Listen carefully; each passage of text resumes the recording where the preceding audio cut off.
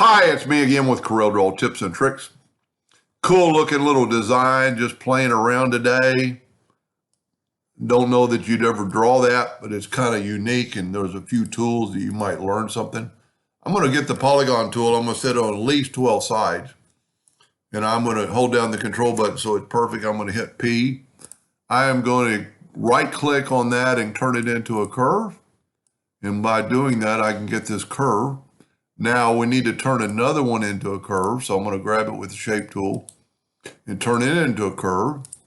And then I get a handle over here and I can make a pretty nice little even looking curve.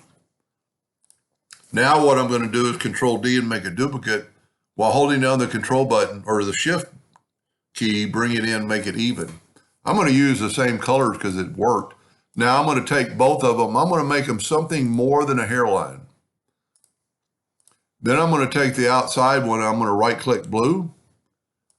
I'm going to take the inside one. I'm going to right click this light blue. I'm going to select them all.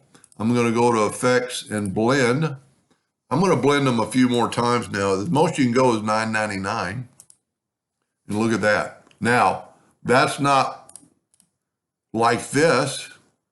But if we take this blend and rotate the first blend, of course, you don't want to go double. Well, I guess you can go double. So you're going to get this effect. Well, that's too much. You don't want to take away from the, and also as I've showed in another video, you can move it and have it completely off the screen if you want. That's not a bad look right there. But let's back up. I really like this when you click on there and get your rotation. Just a little bit of rotation, maybe halfway between, you're going to get something that looks like that. And this I did it 500 times. You can see the lines. This one I did at 999. Can't really see the lines.